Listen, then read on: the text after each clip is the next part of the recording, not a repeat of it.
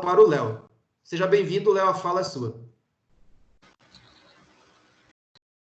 Então, bom dia, pessoal. Obrigado, e o Rubens, especialmente, pelo convite. Satisfação estar aqui com vocês, tá? É realmente bastante interessante as oportunidades que a gente está encontrando aí nesse tempo difícil. Espero que todos estejam bem. Não é fácil esse momento para ninguém, mas acho que a gente tem conseguido, em alguma medida, se apoiar. Para mim é bastante importante esse momento, inclusive, de estar aqui, porque me ajuda também. Eu estou mais ou menos sozinho aqui em São Paulo, estou com minha esposa, mas estamos distante da família nesse momento.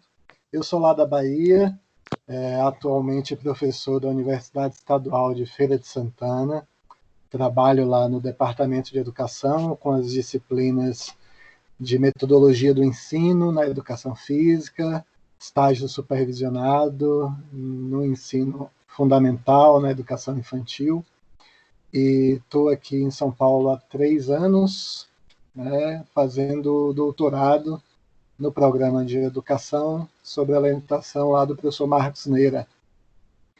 E esse relato aí da Dandara tem um pouco a ver com o meu trabalho de doutorado, porque eu fui para uma escola, depois, assim que eu cheguei aqui, o meu contato com a perspectiva cultural da educação física era um contato teórico, né? Eu comecei a conhecer os trabalhos do grupo, os relatos de experiência e usar isso com os alunos nas atividades de estágio, de prática de ensino, fazer discussões e apresentar esse material para os alunos, e também a ler os textos e as propostas dos autores.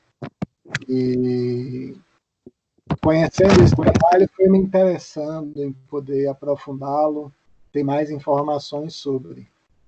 A partir disso foi que eu fui estreitando o contato com o grupo e me dispus a vir fazer o doutorado aqui para poder mergulhar mais na proposta.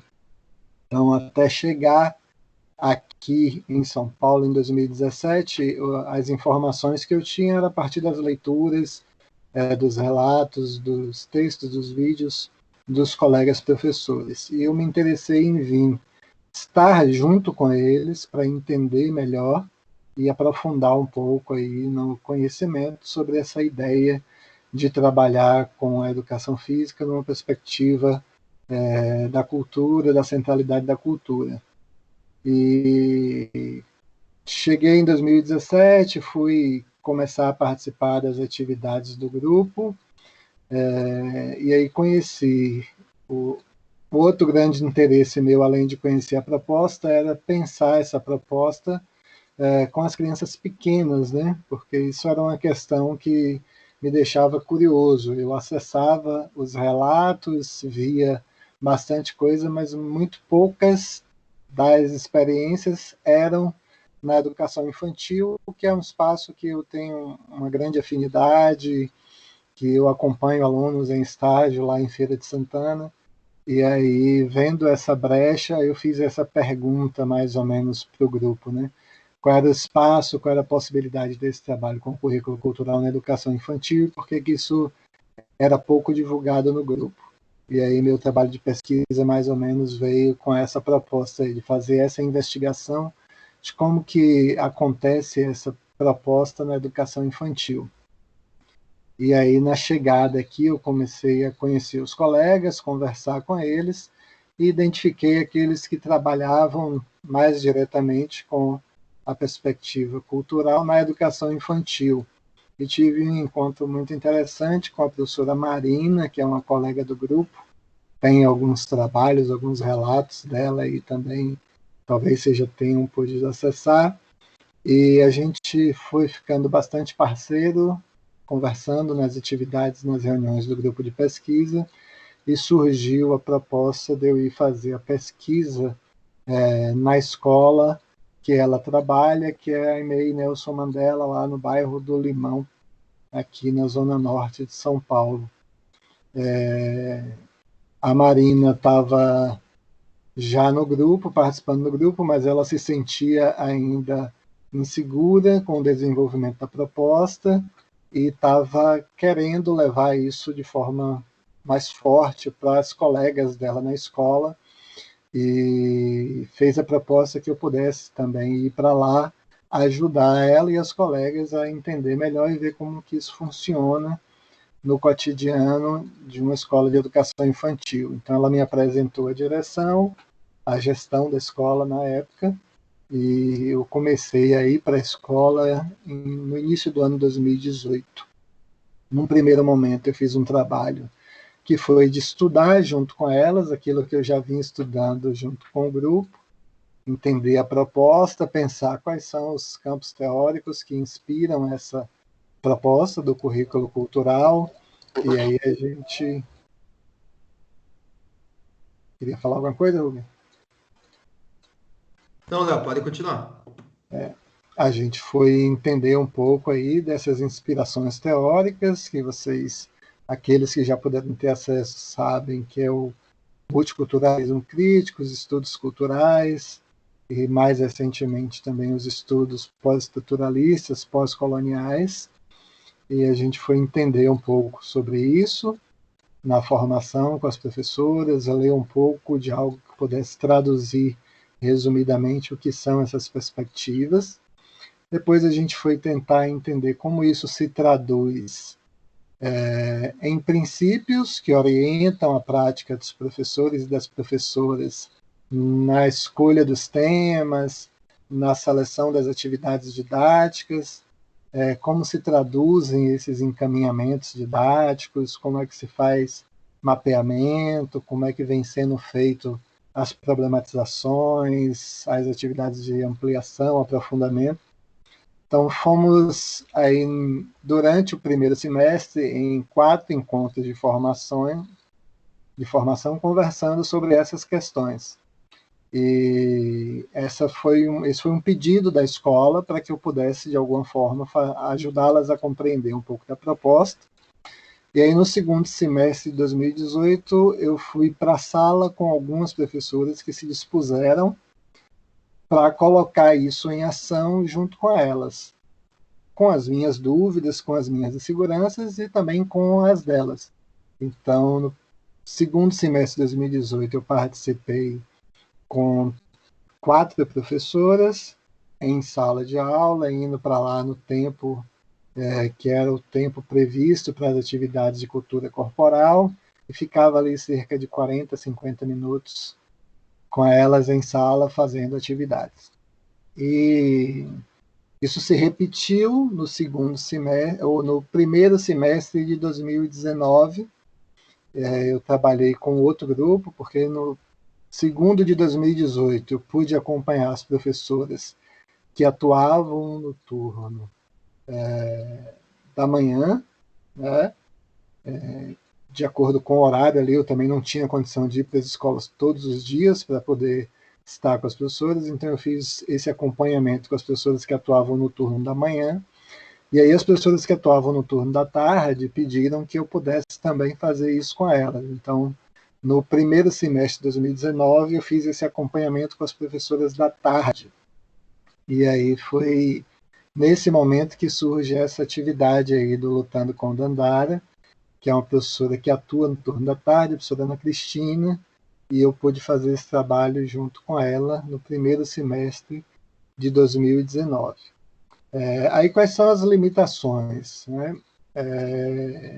Eu estou adentrando um espaço que é um espaço de pesquisa, que já tem uma rotina estabelecida, que já tem uma forma de funcionamento, que inclusive vive a contradição do estabelecimento de rotinas no contexto da educação infantil, que tem aí uma programação, tem a definição de um momento festivo, tem todas as coisas que estão aí colocadas na escola. E no meu diálogo com elas, eu vou também encontrando esses limites, né? Muitas vezes a questão do tempo, poder ser mais tempo ou menos tempo, tudo isso estava ali colocado, porque você tem que migrar de uma atividade para outra, tem algo que está planejado para aquele dia que, no primeiro momento, as pessoas tentam assegurar, tem todas essas questões ali. Mas o bacana é que também houve muito espaço para diálogo e possibilidade de abertura para outras coisas acontecerem. Então, uma das questões muito legais foi que as professoras têm nessa escola uma proposta bastante interessante de trabalho, que elas vêm amadurecendo ao longo dos últimos anos. Tem um marco histórico aí nisso, que é a chegada de uma gestora em 2004, e mexe bastante no projeto, na proposta, começa a fazer um trabalho bastante implicado com a abertura que a Lei 10.634 permite fazer no contexto da escola, né? E as professoras assumem isso no projeto e vão fazendo um trabalho bastante próximo de uma discussão étnico-racial, de como pensar esse lugar das pessoas negras na nossa sociedade, das pessoas indígenas. E isso tem um impacto grande na comunidade. Em 2011, por conta desse trabalho, a escola sofreu um ato de racismo, os muros da escola foram pichados com frases do tipo: cuidem também das nossas crianças brancas, tal, algumas coisas que iam nesse sentido, por conta do trabalho que vinha sendo feito, mas isso acabou só fazendo a escola ganhar mais força, e por conta disso eles fizeram um movimento que acabou resultando na mudança do nome da escola, e isso tudo está ali no projeto, no fazer das professoras, essa preocupação e essa defesa muito grande em torno das questões étnico-raciais. Por conta disso, também em 2019, a proposta de projeto delas tinha um objetivo claro, que era uma discussão, né, em torno da equidade de gênero e raça, e elas elegeram 7 mulheres negras para ser personalidades que dariam nome aos grupos, às turmas. Cada uma das turmas ganhou nome, então foi Turma Dandara, e teve também a turma Elza Soares, e teve também a turma Ivone Lara, a turma Clementina de Jesus, a turma Leci Brandão, e a turma Sandra de Sá. Foram 7 mulheres negras com reconhecida influência na cultura brasileira, e ao longo daquele ano, essas mulheres foram inspirando as propostas de pesquisa dos grupos, de atividades de ensino, de investigação das crianças pequenas.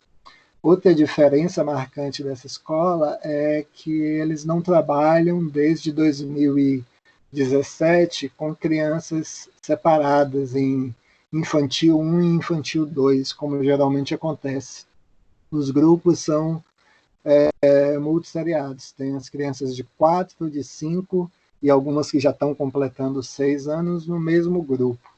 Então, elas fazem a divisão das crianças nas turmas misturadas às idades de 4 e 5 anos. Então, todos os grupos têm ali as crianças mais novas, tem as crianças um pouco mais, né, com 5, 6 anos.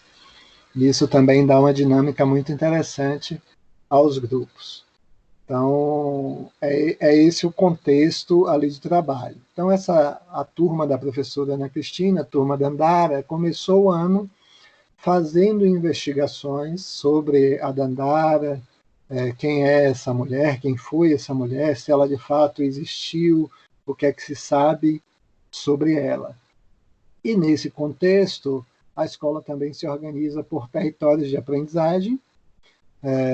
Tem os territórios de registro, território da cultura corporal, território da brinquedoteca, território das artes. É uma organização didática que elas vêm encontrando, vêm aperfeiçoando ao longo dos últimos anos. E no território da cultura corporal, tem ali previsto esse tempo de 45 minutos, às vezes 1 ou 2 vezes na semana, depende da linha do tempo da professora, do grupo da manhã, do grupo da tarde.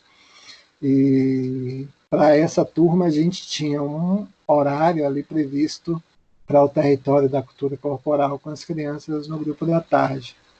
E aí a professora Ana Cristina aceitou trabalhar com a minha presença nesse tempo para a gente ir pensando na questão das práticas corporais aí com as crianças. Bom, como ela vinha fazendo esse trabalho sobre a dandara, imediatamente ela pensou que poderia o tema de estudo, articulando-se com o projeto da escola, com as outras discussões que as crianças vinham fazendo, ser algo relacionado diretamente à capoeira. Pensando em uma ideia de que a capoeira é a luta mais próxima aí da vida da dandara. Então, num primeiro momento, a gente fez esse questionamento, né? Qual a informação que a gente tem em torno disso, e como a gente poderia pensar isso junto com as crianças. Eles tinham conhecido, né, e vinham cantando bastante uma música quando começaram a conhecer dandara, que é uma música que tem na sua letra exatamente essa frase, assim, ó, dandara foi quem, ela está no vídeo essa música, né? Dandara foi quem lutou, dandara que guerreou. Então, no primeiro dia que eu fui para a atividade, isso lá no mês de março, quando eles me conheceram, né, falaram, perguntaram quem eu era, e eu falei quem eu era, falaram de mim, do tamanho do meu nariz, de quem eu parecia, de quem eu não parecia, por que eu estava ali, por que eu não estava ali. Aí chegou a minha vez de falar com eles e eu perguntei sobre o que eles estavam estudando, e eles falaram que estavam estudando sobre a vida de dandara e queriam saber, já que eu era professor de educação física, o que a dandara lutou. Aí perguntei por que eles queriam saber isso, e eles foram lá e disseram que é porque diz na música. Na música diz, dandara foi quem lutou. Eu disse, tá, então quando vocês ouvem isso lá na música, dandara foi quem lutou, o que vocês pensam? O que a dandara lutou? E aí tem algumas das frases que aparecem ali no vídeo que são falas das crianças, né? Ela lutou por nós, ela lutou capoeira, ela lutou igual o Batman, essas coisas que as crianças vão falando aí em torno da luta. E eu continuo provocando eles, mas o que é luta? Ela lutou por nós, lutou como? O que vocês acham que ela lutou? Ela lutou boxe, ela lutou fazendo assim, né? A educação infantil tem essa coisa muito corporal, então a criança já levanta ali no meio da roda, ela lutou assim, e aí desfere um golpe no ar e faz um chute. E aí dessa roda, depois de ouvir essas conversas, a gente já finalizou dessa forma, essa primeira roda, porque as crianças começaram a levantar, ela lutou assim e fez um chute, e aí eu já emendei isso, já. Então, como que é esse chute aí? Quem sabe fazer outro? E as crianças foram mostrando. Então, lutar é assim, lutar é fazer um chute, lutar é fazer um soco, lutar é dar uma estrelinha, tudo que elas foram fazendo ali, cada uma foi mostrando, e a gente já levantou da roda, já ficou nesse movimento das crianças expressando a gestualidade em torno do que elas achavam ou não que era lutas, né? E tinha uma fala também em torno de, mas na escola não dá para lutar, lá a escola a gente não pode fazer luta, que é compreensível porque de fato ao longo dos anos, né, na creche, nas escolas, os meninos ouvem isso, né, que não é espaço de lutar, porque essa é uma das brincadeiras preferidas das crianças, mas obviamente as pessoas têm a responsabilidade ali em cuidar do corpo e entregar para a família no final do dia sem machucado, essas coisas todas. Então a luta de fato é uma coisa que é bem interditada. E esse foi um exercício interessante para a professora para passar a esse momento a pensar que poderia haver luta nas escolas. Então, depois desse primeiro momento de levantar aí as informações em torno do que as crianças pensavam sobre lutas e essa ideia de poder ou não poder lutar na escola, a gente seguiu fazendo seleção de imagens sobre lutas e seleção de vídeos sobre lutas. Né? A seleção de imagens, a gente foi pensar junto com as crianças, selecionamos imagens de diferentes lutas e diferentes corpos lutando, e levamos essas imagens para a sala, em roda, e aí no mesmo dia a gente fez 3 dinâmicas de trabalho com as crianças. Né? Num primeiro momento, eu fui passando essas imagens e mostrando para as crianças, e elas iam dizendo aquilo que elas pensavam. É uma mulher lutando, é uma criança lutando, ele está usando uma saia, ele está usando um birimbau. Né? Elas iam falando aquilo que elas sabiam, conheciam, conseguiam identificar. Num segundo momento, eu sentei na roda, né? Parei de... Eu estava andando, mostrando uma imagem para que todos pudessem ver aquele momento mais eufórico inicial.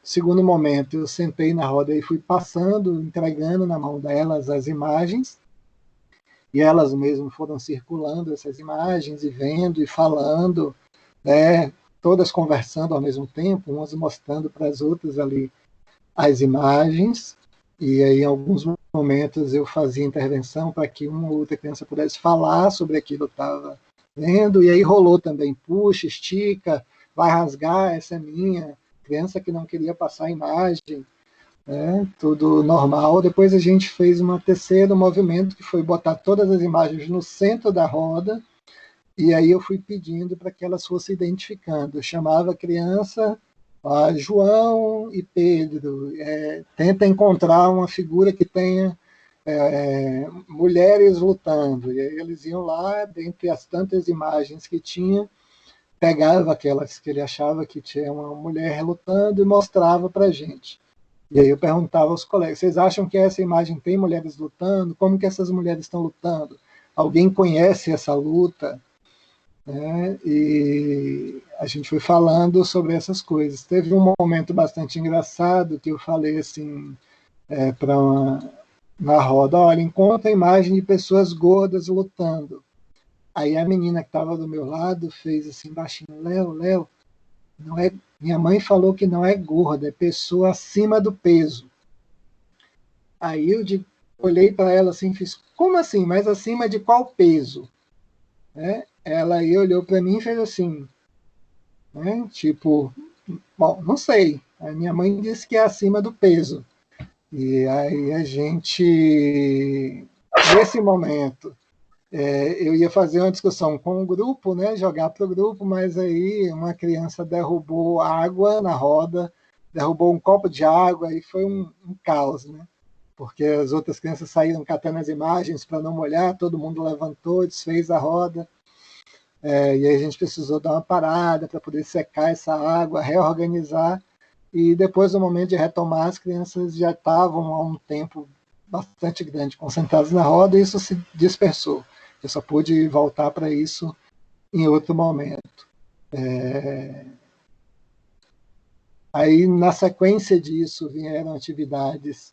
Né? Essas mesmas imagens a gente levou para a quadra, para fazer com as crianças uma leitura pensando mais na gestualidade também, para além da fala, daquilo que elas estavam vendo de características, e elas foram fazer isso corporalmente, experimentar essas gestualidades. Né? Então a gente espalhou imagens pela quadra e elas puderam olhar e tentar reproduzir aquilo, né, do ponto de vista da gestualidade. Isso aparece também em algumas imagens no vídeo. Então, num primeiro momento, a fala da professora é no sentido de: será que a gente consegue fazer isso que as pessoas das fotos estão fazendo? Né? As crianças, as próprias crianças dizem: a gente pode imitar. Aí o colega, o outro diz: não, imitar a gente não vai conseguir imitar, porque para imitar essa luta tem que ter uma espada. Aí, como que vocês acham que a gente pode resolver isso? E as próprias crianças vão dando ideia. Ah, a gente pega um pauzinho, a gente faz de conta que está com a espada na mão. E aí eles foram fazer isso, né? Cada um a seu modo. Algumas crianças iam lá, quando tinha algum objeto na imagem, corria lá no lugar dos brinquedos da escola, pegava um pauzinho, um escudo, uma espada e vinha com aquilo na mão para poder tentar imitar aquela imagem. E outras crianças não, foram só com o corpo, imitando. E a gente, eu e a professora, fomos registrando isso e também registrando as falas, as coisas que as crianças iam falando, né? Que elas estavam fazendo isso entre elas, juntas, algumas fazendo mais sozinhas, outras fazendo em duplas, em trios. E ali elas iam vendo as imagens, iam conversando, iam rindo. Algumas ficavam chateadas porque não conseguiam fazer ou achavam que não conseguia fazer aquela representação da gestualidade ali, e a gente foi fotografando. Final disso, a gente fez um momento de roda e aí perguntou para elas, bom, se a gente conseguiu mais ou menos imitar essas gestualidades, será que a gente pode fazer algumas dessas lutas aqui na escola? E aí uma parte do grupo disse que sim, e outra parte das crianças continuou dizendo que não dava para ter luta na escola. Né? E depois disso a gente optou por fazer uma seleção de vídeos, né? E aí a gente, numa outra semana, foi para a sala ver vídeos também de lutas. Eu fiz uma pré-seleção no YouTube e aí baixei os vídeos para poder montar um filme só, para a gente tentar otimizar isso na sala com as crianças. E foi muito bacana, porque no dia de assistir os vídeos, as crianças sentaram, ficaram todas ali na maior expectativa, a gente deu o play, e aí lá no meio dos vídeos apagou tudo, né? Eu não entendi nada de como assim que apagou tudo. E a gente teve que reiniciar o computador, aquela confusão toda, e quando estava reiniciando, apagou de novo. E aí, o que está acontecendo? Daqui a pouco eu vou lá e percebo que é uma criança que está sentada próximo ao computador, que vai lá com o dedinho e aperta o botão do computador. Aí a gente conversou com essa criança para não fazer mais isso, tal, para não atrapalhar, e aí retomamos essa coisa de ver o vídeo ali junto com as crianças. O primeiro momento foi de assistir, de apreciar, é o momento que aparece lá no vídeo as crianças curtindo, gritando, teve um movimento de torcida muito grande assim em torno das lutas. Cada vez que elas viam uma coisa, né, uma luta acontecendo, tinha essa vibração, né, torcendo por um ou por outro lutador. Então nós assistimos 2 vezes o vídeo só nesse movimento delas apreciarem, falarem, gritarem, aí elas se jogavam. Aí uma terceira vez que a gente foi ver, a gente viu o vídeo mais pausado perguntando às crianças: que luta é essa? O que é que vocês acham que está acontecendo aqui? E aí elas iam, algumas crianças iam identificando, isso é boxe, meu pai faz essa luta, isso é capoeira, esse instrumento é o pauzinho que tem lá na sala, se referindo ao berimbau que eles tinham um na sala.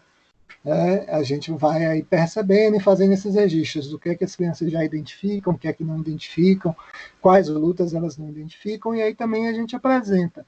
Elas ficaram super interessadas, por exemplo, no sumô, mas não conseguiam dizer o que é que era aquilo. Então a gente fala, ó, que luta é essa?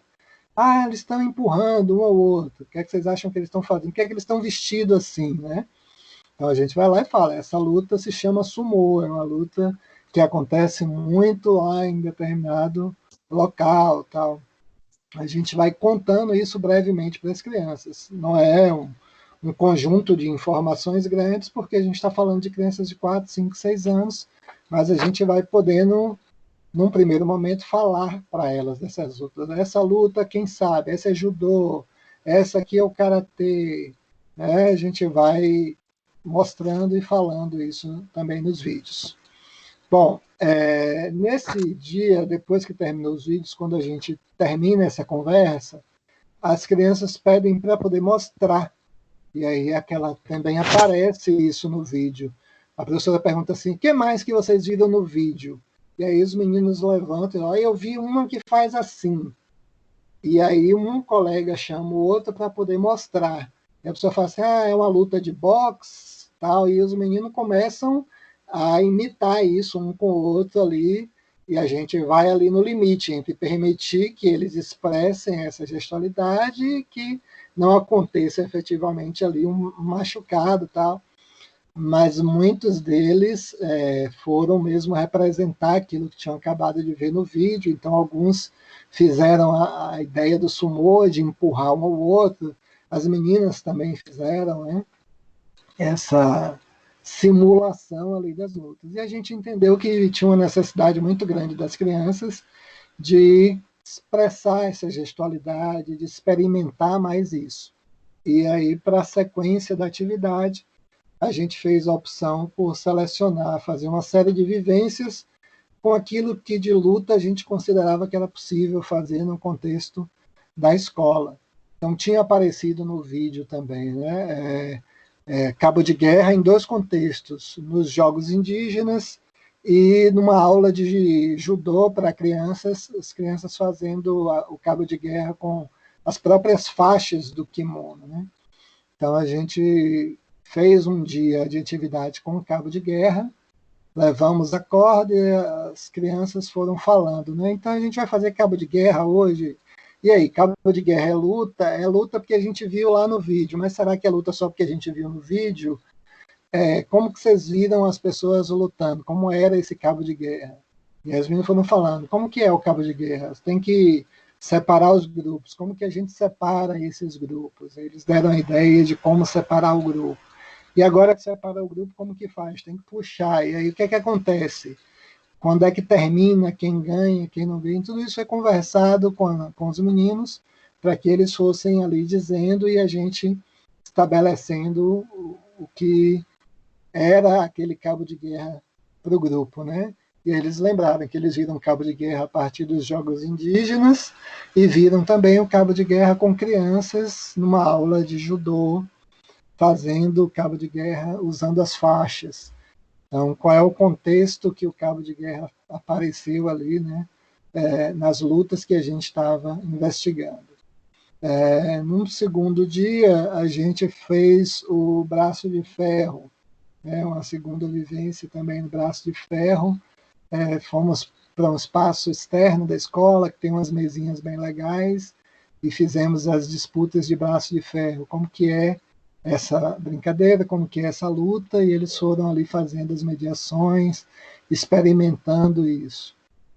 Depois surgiu a ideia de fazer o sumô, e aí os meninos, porque eles ficaram bastante mobilizados com a ideia de poder, né, se empurrar, se enfrentar numa luta como o sumô, e a gente organizou a vivência do sumô, né?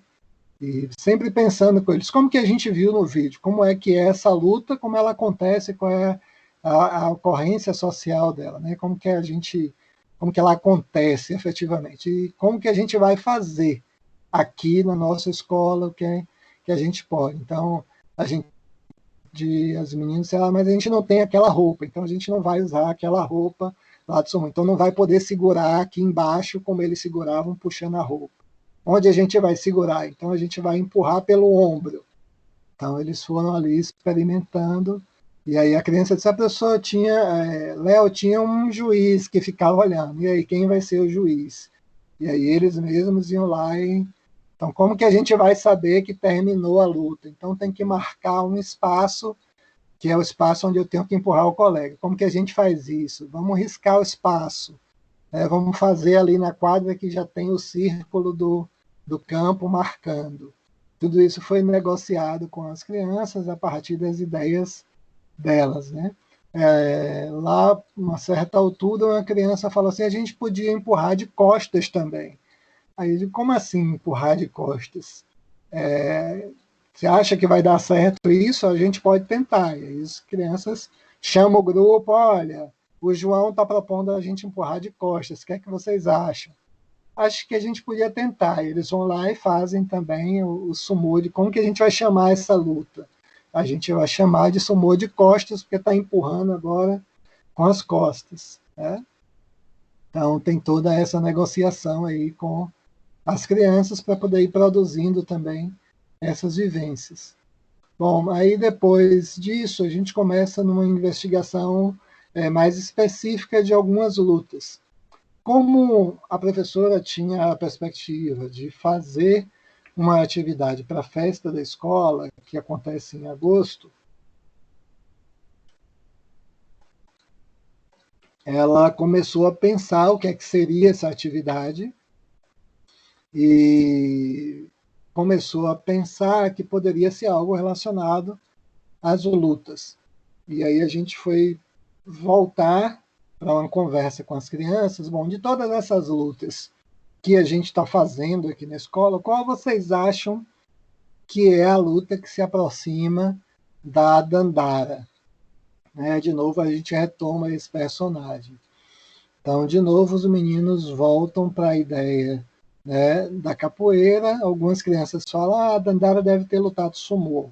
Mas será que a Dandara lutou sumô? O sumô é uma luta que acontece, né, em outro continente, por outras pessoas, quais as características das pessoas que fazem o sumô. Será que as imagens, as coisas que a gente viu da Dandara têm a ver com essas características? Não, não tem a ver, tem a ver. Então, naquele hall de lutas que a gente viu no vídeo, o que é que vocês acham que pode ter sido a luta da Dandara? Será que a Dandara lutou judô? Né? Então, a gente foi criando com os meninos as ideias, quais eram as lutas mais próximas da realidade da Dandara, né? E aí os meninos chegam na ideia de que seria a capoeira, de que seria o maculelê, de que seria a luta marajoara, que eles viram no vídeo também, que é algo mais próximo da cultura, né, negra, e que talvez essas fossem as lutas que tivessem a ver com o universo da Dandara. Mas que, obviamente, a gente não tinha certeza, porque a gente não encontrou nenhuma informação precisa, porque muitas coisas em torno da vida de Dandara, né, são contos, são mitos.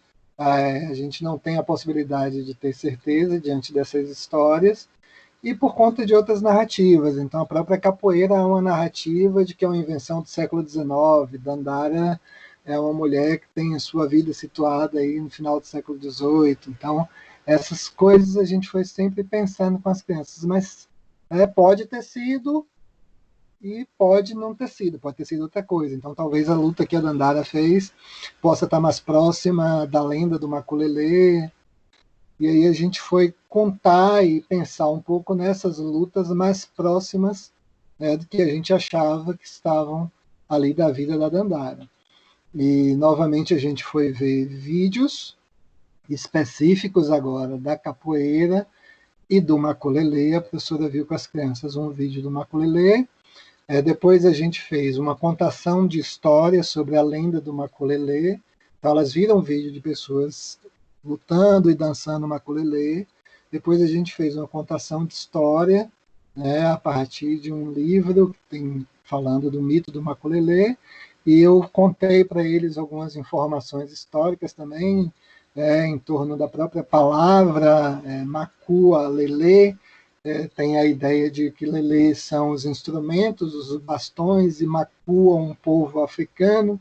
Então há também uma explicação histórica de que pode ser pau, né, bastões do macua, ou pau nos macua, no povo africano, falando tudo isso com crianças pequenas, obviamente que é numa linguagem, né, bastante acessível, simples, e que a gente permite ela entender. Então eu levo os bastões e falo para ela: ó, lelê são os bastõezinhos, e macua é um povo africano, tal, e que pode ser pau nos macua, e eu ia com pau para cima dela, como se as pessoas estivessem batendo no povo, ou pode ser pau que os macua usavam para se defender. Eu dava o pauzinho a ela para ela se defender de mim. Então você vai contando um pouco nessas informações, dessas outras narrativas que estão ali por trás da história do maculelê.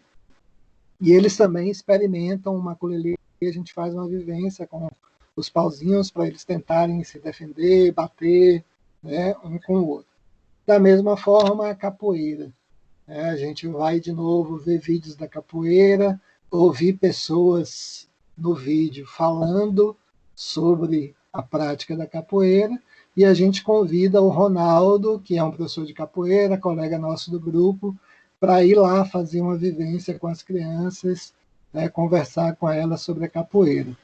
Então, elas têm essa possibilidade de ter a conversa com o Ronaldo, do Ronaldo falar como é a capoeira, como é a roda, e fazer aquela experimentação que aparece lá no vídeo. A partir disso, a professora aí tem que se organizar com as atividades para a festa, discute com os meninos. Então, já que na festa a ideia é homenagear a Dandara, como que vocês acham que a gente pode homenagear a Dandara usando também as lutas que a gente fez?